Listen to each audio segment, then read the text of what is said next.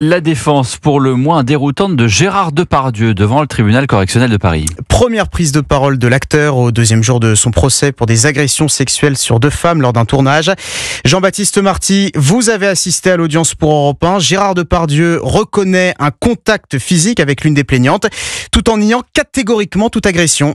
Assis sur son large tabouret, Gérard Depardieu concède. Oui, je l'ai attrapé par les hanches, mais c'était pour ne pas tomber. À quelques mètres de lui, les 2 plaignantes bouillonnent, mais l'acteur poursuit.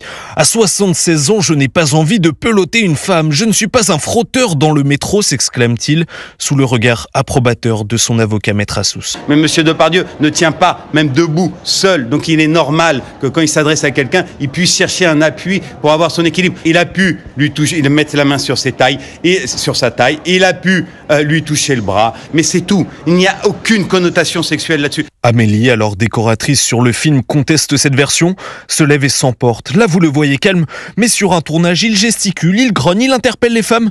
Et elle assure, il m'a attrapé avec ses jambes et m'a malaxé.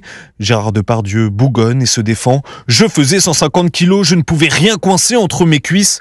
Mais la quinquagénaire insiste. Je me suis retrouvée dans les bras de ce fauve, conclut-elle, sans se souvenir de la personne qui l'a aidé à s'extirper. Jean-Baptiste Marty au tribunal correctionnel de Paris pour Europe 1.